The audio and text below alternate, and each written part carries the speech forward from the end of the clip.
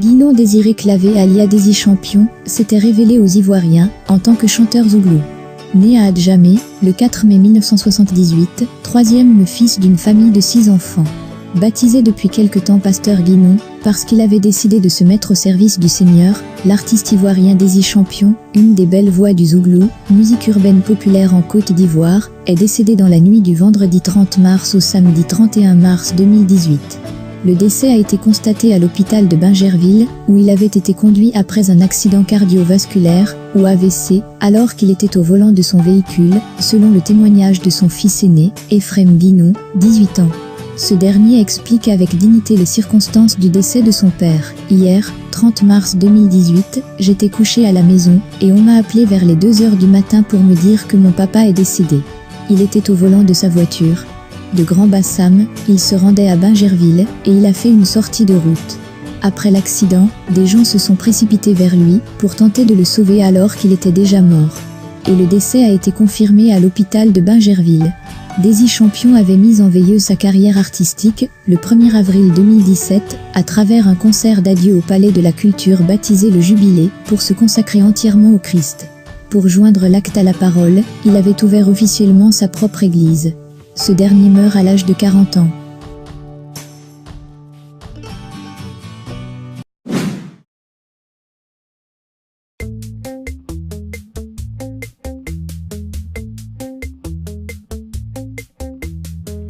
Lokossou Yvon Armand, alias Kunta, est né le 7 novembre 1975 en Côte d'Ivoire. C'est le 20 décembre 2007 que le binôme de Sixco a été arraché à l'affection des siens des suites d'une longue maladie. Juste avant sa mort, les Ivoiriens le savaient convalescent, car la sortie de son 3e album avait quelque peu rassuré tous ses fans sur son état de santé. Mais quelques jours plus tard, la nouvelle de son décès, au CHU de Trèche, avait surpris plus d'un. Avec son pote Cisco, il constituait l'un des duos zouglou les plus appréciés, surtout dans le milieu estudiantin.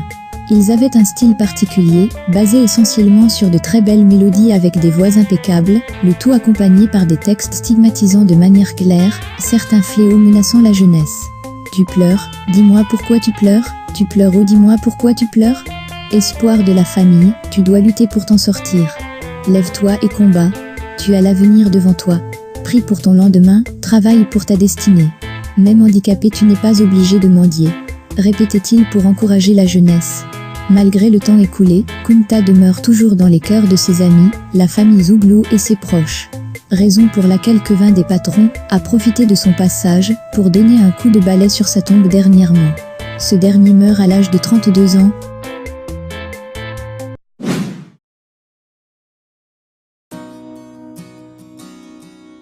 Douk Saga, de son vrai nom Stéphane Amidou Doucouré, né le 22 mai 1974 à Yamoussoukro en Côte d'Ivoire, est un chanteur et acteur ivoirien.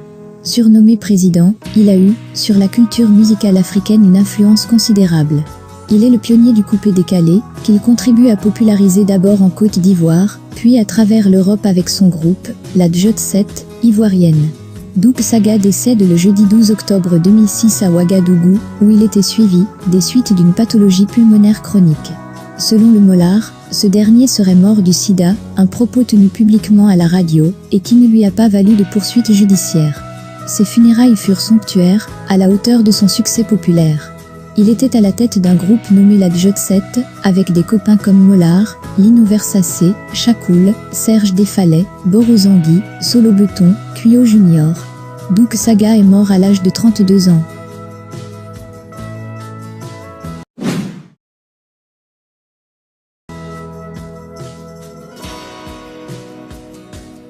De son vrai nom, Mabé Zadi Patrick, Abo Boley était âgé de 31 ans. Victime d'un accident de la route, le 12 octobre 2016, il a passé de longs mois en soins intensifs. Il avait collaboré avec de grands noms de la musique ivoirienne dont Yodé et Siro. Hélas, le sort en a décidé autrement. Abo Boley a souffert, ils étaient 5 victimes dans cet accident de la circulation qui a lieu, dans la nuit du mardi 11 au mercredi 12 octobre 2016 dernier. L'artiste Abo Boley a été le plus touché, et se trouvait dans une situation critique depuis lors. Du CHU de Yopougon, il a été transféré dans une clinique. Malgré les soins intensifs, le Djidier ne retrouvera jamais la santé. Il est parti dans la douleur. L'inhumation de ce talentueux artiste a eu lieu le week-end du samedi 8 avril à Abidjan. Alors que le cercueil contenant le corps de celui-ci venait d'être mis sous terre, devant les parents et amis qui ont accompagné l'artiste à sa dernière demeure, plusieurs personnes visiblement surexcitées, se réclamant des amis du défunt, selon un site ivoirien, ont surgi pour semer le trouble. Ces invités imprévus exigeaient de voir le corps de l'artiste. Or le cercueil contenant le corps était déjà mis en terre. Face au refus de la famille, ses amis qui tiennent absolument à voir le corps de l'artiste sont entrés dans une colère noire et s'en est suivi un cafouillage monstre. Face à l'intransigeance des insurgés, les parents ont finalement déterré le cercueil et l'ont ouvert. À la vue du corps inerte dans le cercueil, quelqu'un a crié dans la foule « Ce n'est pas à Bobolet, ils ont changé le corps ». S'en est suivi une grosse bousculade. Ceux qui étaient plus loin voulaient s'approcher pour voir le corps. Finalement, le calme est revenu, après que les uns et les autres ont regardé le corps de plus près. Didier Arafat, de son vrai nom, Ange Didier Ouon, parfois appelé Yorobo, commandant Zabra, anciennement Saotao le dictateur, Birus Sama est aussi surnommé le roi du coupé-décalé, est né le 26 janvier 1986 à Yopougon.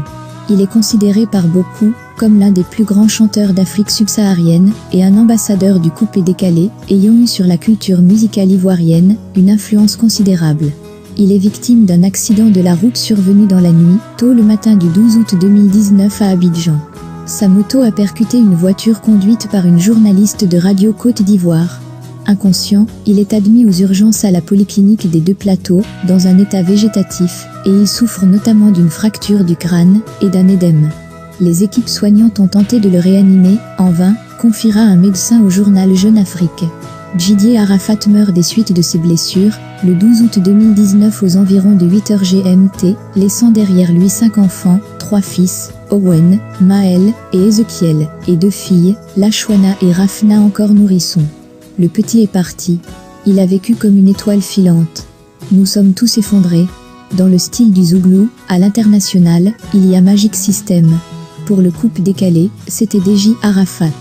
C'est une grande perte pour la musique ivoirienne, regretta Salfo, le leader du groupe Magic System, contacté par Jeune Afrique. Tragique ironie du sort, son dernier single, qui bat des records sur YouTube, avec plus de 4,5 millions de vues depuis sa sortie en mai dernier, s'intitule Moto Moto. Il nous quitte à l'âge de 33 ans.